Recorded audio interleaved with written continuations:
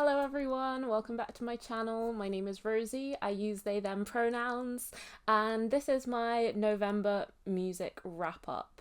Now as you can see, we are joined by a very special guest today. This is my son. His name is Pichoto. He is named after the guitarist from Fugazi. That wasn't my idea, it was my girlfriend's idea. And yeah, I guess he's gonna be in this video a bit today, so lucky you. November has been kind of a strange listening month for me, I guess. I feel like I'm sort of succumbing to that winter hibernation vibe a bit. I'm sort of revisiting old stuff. I am sticking on the Lord of the Rings soundtrack more than I care to admit, but I still have some really exciting records to share with you today. As is becoming a bit of a tradition, one of them is actually from October, but it's really good, so I would love to tell you about it anyway. I guess we'll start there. This is an album that I stumbled across on Bandcamp. It was listed as an essential release of the week. And that is The Ninth Wonder by China Beijing and producer Rod Roach. It is a rap record that is inspired by the legendary female wrestler China. And I just thought that that was a super cool concept for a hip-hop album, which is a genre that often revolves around the confidence, the swagger of the person performing it. And yeah, I just thought that was awesome, so I went and checked it out, and I'm recommending it to you today because it was brilliant. It has all of the drama and confidence of a wrestling match. I mean, side note, I know nothing about wrestling. I looked a little bit into China Beijing, the rapper.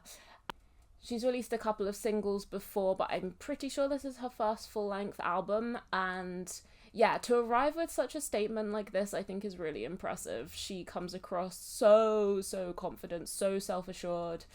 I saw that she's done a song previously that was based on the concept of Mulan and the mythology surrounding that. So I feel like her MO is sort of to present like marginalized voices in a very confident and scene-stealing way, which is like one of my favorite things to find in music, and I think she's done an amazing job on this album. I'm gonna read you out some of her bars so you can hear. She says, "I ain't gonna lie to you when I say my heart's full of rage. When I've been thinking about stabbing every bitch on your Instagram page. I'm who they tried to upstage, but my lane's out of range. Remember, this is my story, you're just turning the page."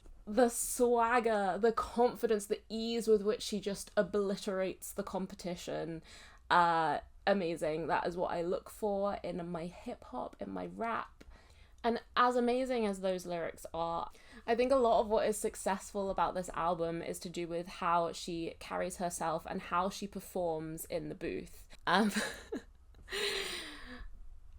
So for example, there's an interlude track called She's Got That, and it involves her whisper rapping, and I think even though you can tell that she's using like a quieter register, the fact that she's like right up close to the mic, and the sort of like venom in her voice means that that is like still such a menacing moment on the album, even though she's saying the words with like a lot less volume. And I think she does that very successfully. Another moment I love from this album is on the track called Backstage Pass, which has a sound in the production that I'm sort of struggling to put into words. It sounds almost like rubbery. But what the image that it conjures for me is one of like a bull scraping its back legs before it stampedes. And I feel like that's quite a big feeling on the album as well, of like someone is getting ready to attack, like a serpent coiling up ready to strike. Everything about this album sounds so threatening and cocky. And I think you should go and check it out if you are at all interested in hip hop and rap. It is dirty, grimy, cocky, confident. I feel like I've used those words so many times in describing this album, but it is really refreshing to hear a woman so assured with her status in the game and so confident of her path forward. I'm really excited to see what she does next. As I said before, this is the first time I've come across her, but I'm definitely going to follow up on what she does next. And I think the production by Rod Roach was a really, really good pairing for this album. That was The Ninth Wonder by China Beijing with production by Rod Roach. And that came out on the 25th of October. I'm pretty sure it was self-released, but you can find it on Bandcamp. And yeah, I super recommend that. The next release I'm going to talk about today is called Palm Feeder, and it is by a artist called Lucy Deadlim. And I came across their work first in a band called Seed, where they make anti-fascist doom. This is entirely different. It's incredibly ethereal, it's very soft, it's very understated in many ways. So I was really excited to listen to this. I actually received the album in just 2 massive files, so I didn't have the individual tracks, but I had like side A and side B of the vinyl in like 2 chunks. I actually think that album really works like that because it is so sonically cohesive that it really flows very, very well. This does mean though that I am not sure which track is which. Oh, hello. And one of their main aims for their music was an exploration of the crossroads at which their anti-fascism and their own spirituality connect, which I think is a really fascinating place to explore, and it really lends itself to this music which is so like almost ambient. It's very vocal driven, there's guitars as well, but everything is sort of played through like this haze. Everything feels like you're listening to it through like an auditory mist almost. It reminds me a lot of the music that I listened to during lockdown. I was very drawn to music that sounded kind of far away in its production, and like quietly devastating. Things like Punisher by Phoebe Bridgers I listen to like every day. What it does really remind me of though sonically is Earth Eater, and specifically her album Phoenix, Flames Are Dew Upon the Skin, I think it's called. I find the vocal layering really reminds me of that. When the vocals swell together, it's incredibly captivating. So this album is just sort of half an hour of plucked guitar lines and vocals over the top. To me, this album feels compiled of like fragments and vignettes, especially in the lyric booklet that I was sent digitally. They seem very spliced and cropped as if you're not getting the full picture of what's going on. I think that's very effective when you're making music that sounds as distant as this one. It just serves that purpose so well. An example of some lyrics are, "What goes down follows me home, and in my dreams your body swallows me whole."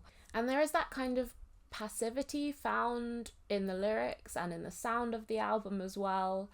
It feels like a resting place for those tired of living in a world so unaligned with their beliefs.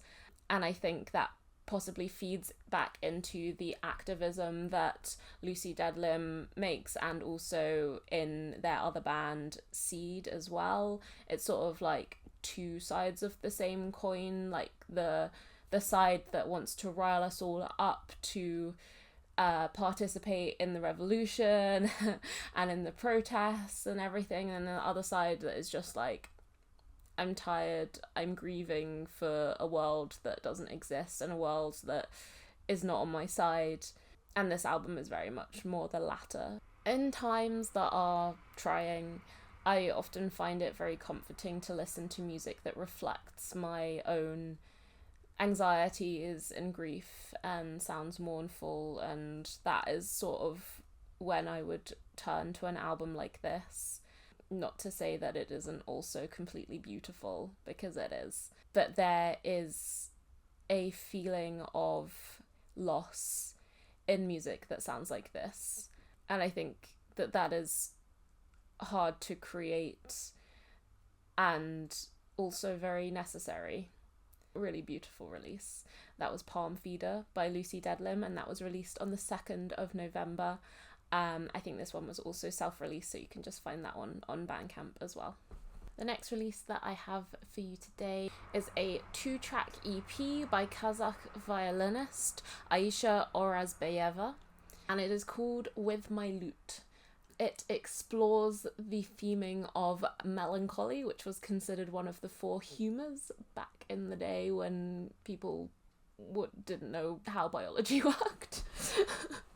This release is inspired by a lot of Renaissance art and music. You can definitely hear that in especially the first track of the album. Kind of feels like you're being serenaded in a medieval court, which is great. This is an album which definitely is looking towards the past. It's using traditional musical techniques, theories, and text as well to create something that feels out of place. But what's also amazing is that the second track on the album sounds completely futuristic. The vocals are incredibly distorted in a very modern kind of way that reminds me of a Cécile McLaurin-Salvant album. The queen of weird jazz vocals. I'm sure she'll come up on this channel at some point, and that instantly reminded me of her work. This release starts with a plucked bass sound that is honestly very menacing and semi-tonal in a way that almost sounds like acoustic metal. It's very discordant. As the track builds, it has quite a haunting sound. There's a bass and there's gliding violin, and there are these like Renaissance inflections, mainly through how the guitar is plucked and played. I find the dynamics and the little flourishes on the guitar fulfill that aspect of what this release hopes to achieve. It's very interesting. And then on the second track, we are joined by Payman Khosravi, who is a modern electronic producer, and that's when you get in those vocal distortions that I was talking about earlier, and it kind of feels like we get one track that's very much looking back into the past and one track that uses that same feeling but turns it into something modern, futuristic, and the overall impact of the release as a whole is something that sounds like it doesn't really belong to any time at all. On the second track as well, there's these synth-based percussive blasts. It's honestly a little unsettling after the first track lulls you into this false sense of security. But as I said, the overall impact is something very timeless, and timeless in the sense of it being out of a specific time. In that sense, it reminds me of the Polish composer Wojciech Rusin, who made an album a few years ago called Siphon, which is one of my most played albums of all time. And the way that he works is to create a alternative past through his music, using older musical techniques to create something new and different. And that's sort of something else that this release reminded me of. And I think you should listen to this release if you are interested in hearing how 2 very different techniques can expand on the same idea in 2 very different ways. I think you get a very clear view of that with the A and the B side of this 2-track release. And that was Aisha Orazbayeva's With My Lute, which came out on the 8th of November via the label Constructive. Now, am I really gonna recommend to you a release that I did not enjoy listening to? Yes, I am. Because sometimes in experimental music, you just have to appreciate the fact that something exists, even if it's too weird to listen to more than once, although I did listen to it several times. David Dunn's Environmental Sounds was a release originally from 1996, and it's been reissued this year by Naya Records. As I said, this one was kind of challenging to listen to. It's nearly 3 hours long, and it's incredibly avant-garde. It is another release that I would say sounds out of time.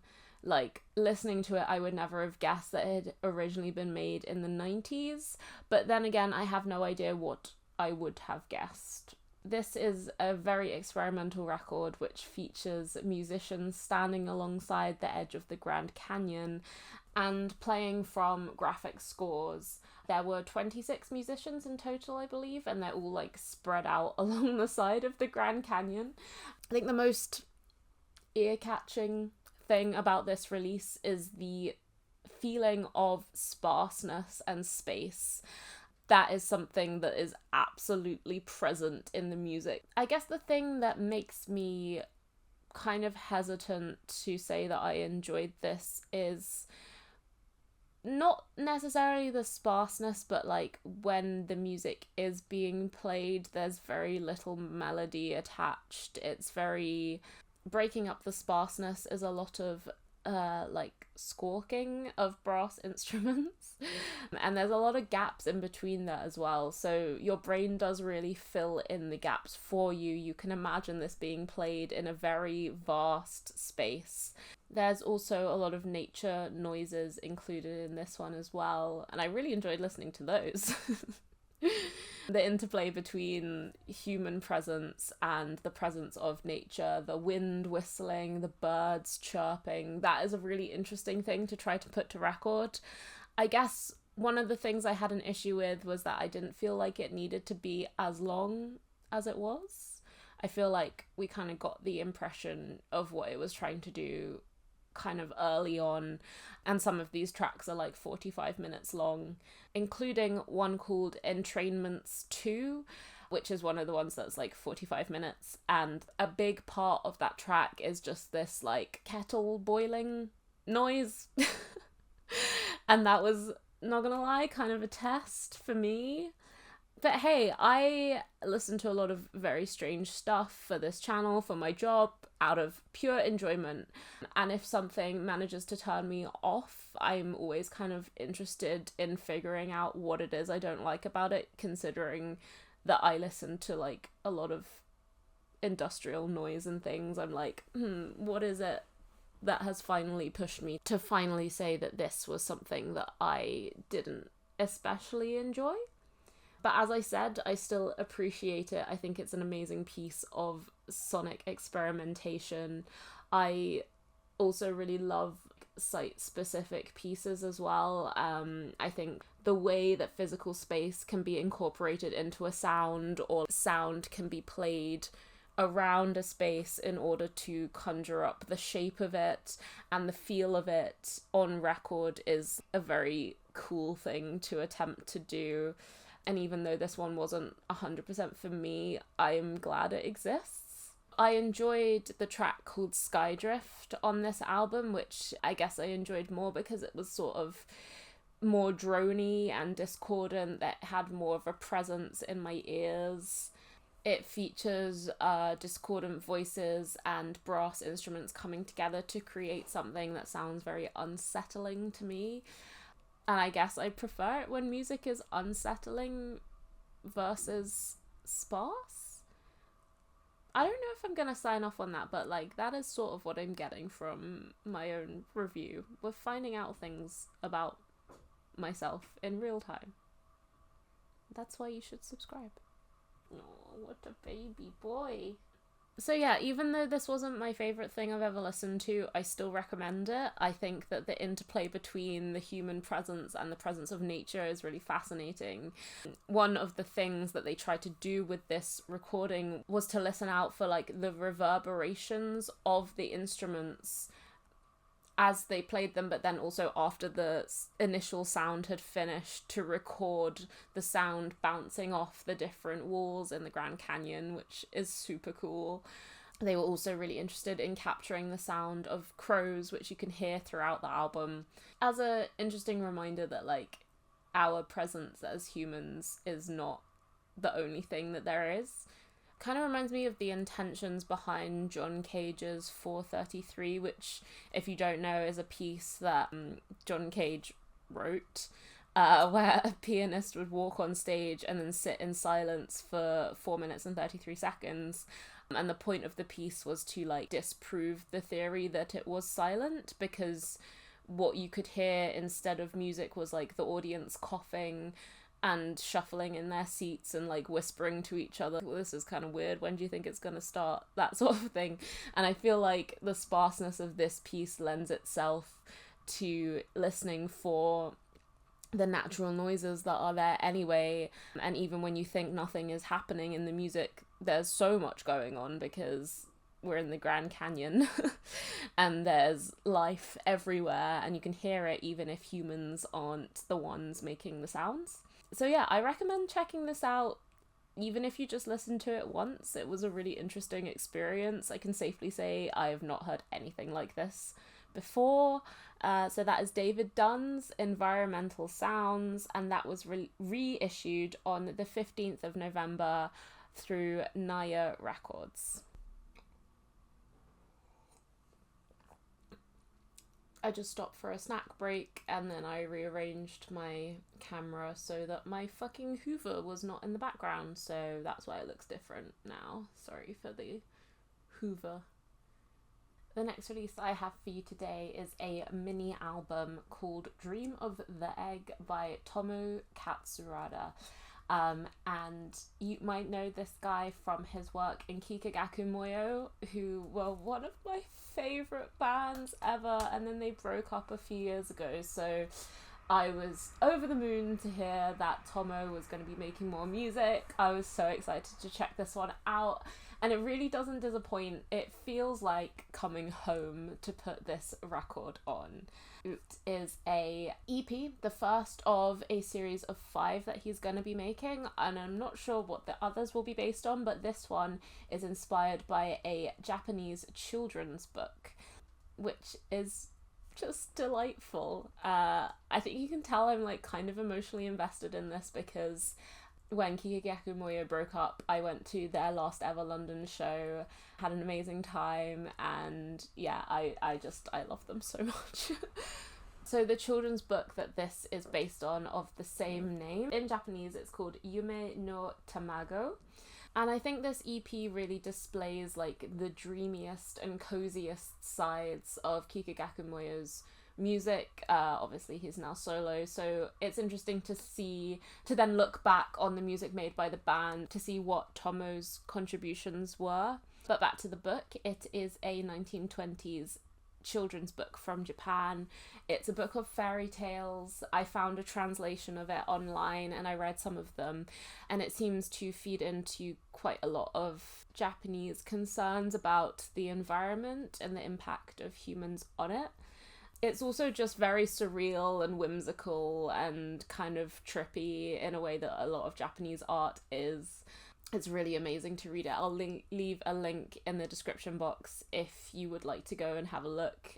There's like a scan of it online so you can see all the pictures as well.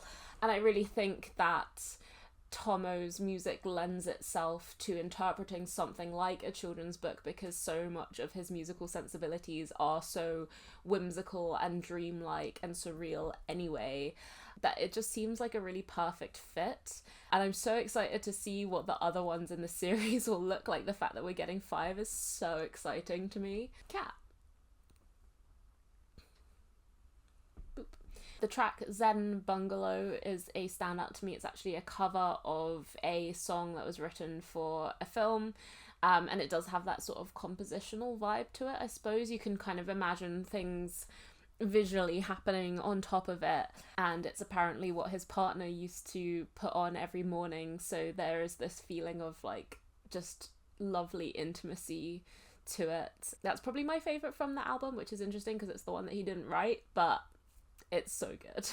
There's also the track Moshimo, which translates to if, which I think is a perfect title for the track that best conveys this sort of dreamlike possibility on the album. I think it ties back into childhood, where you feel like you have so much potential and the world is like laid out before you and you can do whatever you want.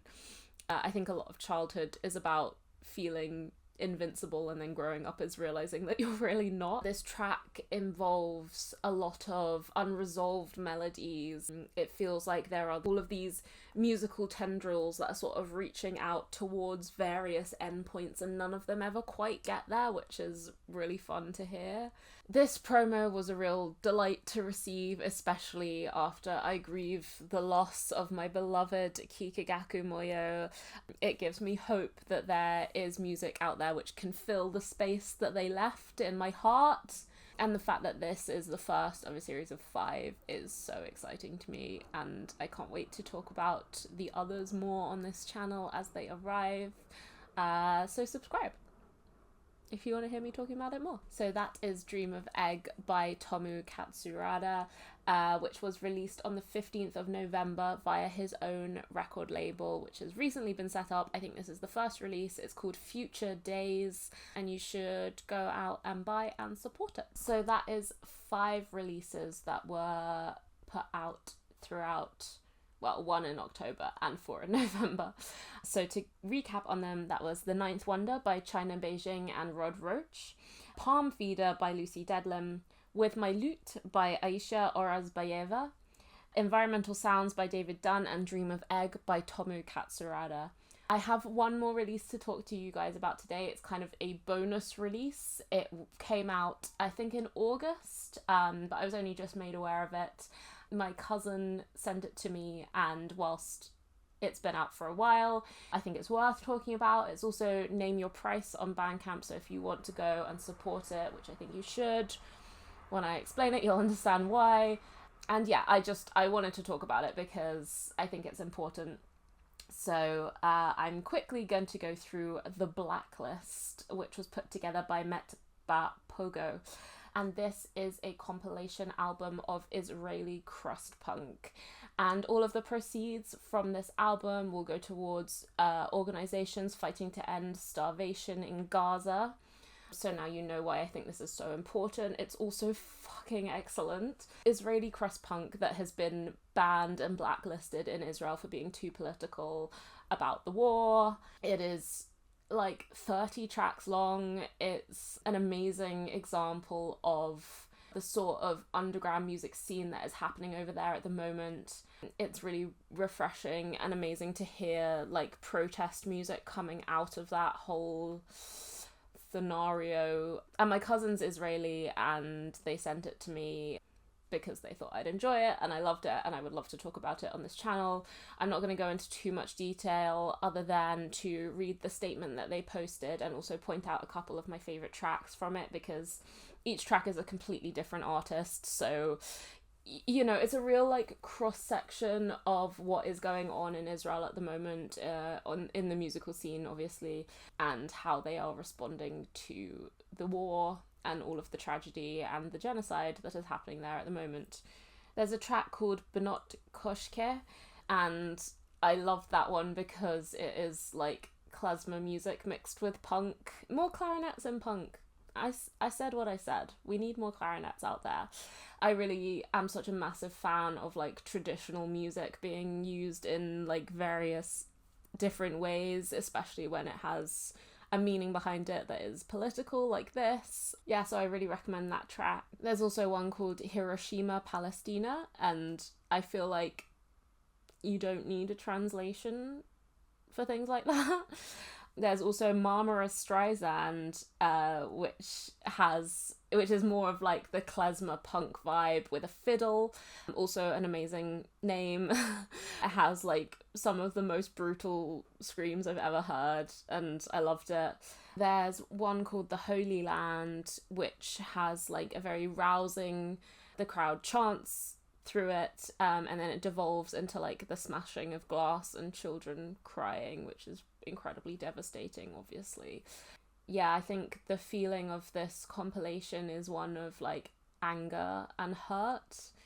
Obviously, don't listen to it if it's gonna upset you, but I don't know, I'm personally affected by the whole Gaza situation because I have family in Israel, like my cousin who sent this to me, and I'm Jewish. I don't especially want to speak on it, other than to say that this compilation has been extremely cathartic for me in light of everything that's happening. Yeah, and I'm just going to close out by reading the statement Met Ba Pogo, who put the compilation together. So in their words, in Israel today, the common knowledge is that it is better to be silent. It is better to wait for it to be over, and it is better to lay the blame on the government and Hamas.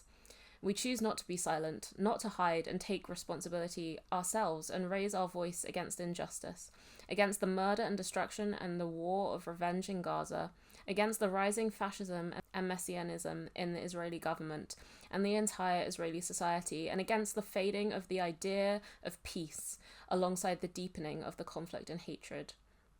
It is our time to choose if we want to continue walking with the ego towards the absolute victory that will never come and live forever on our sword, or if we want to start and move towards a real solution which will include dismantling and correcting injustices and begin to rebuild a future and hope for both us and the Palestinian citizens.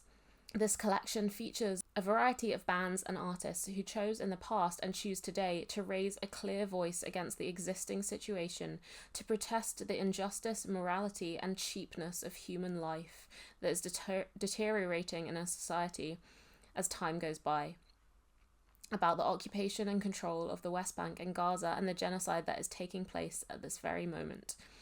Punk, first of all, stands for freedom, solidarity, and humanity, and our freedom is worth nothing if it is taken away from those around us. And then it goes into saying that the proceeds from the collection will be donated to organisations working against starvation in Gaza. And yeah, I just thought that this was a really important release. Not only is it important, it's very good. It is good music. It is fun to listen to. It makes you angry. It makes you feel like you are not alone, if you are me, at least. And if you're at all interested in punk and heavy music, I recommend checking it out. And with that, I am going to get going. Thank you so much for watching today. Please leave a comment if you have checked out any of the music from this video. Leave a comment if you have any suggestions of stuff I could cover in the future. I feel like next month my video will be rounding up my releases of the year because there are so few things that get released in December. So I might work on that instead. I hope that you all have a great rest of your day. And I will see you very soon in my next video. Thank you so much for watching. See you later. Bye!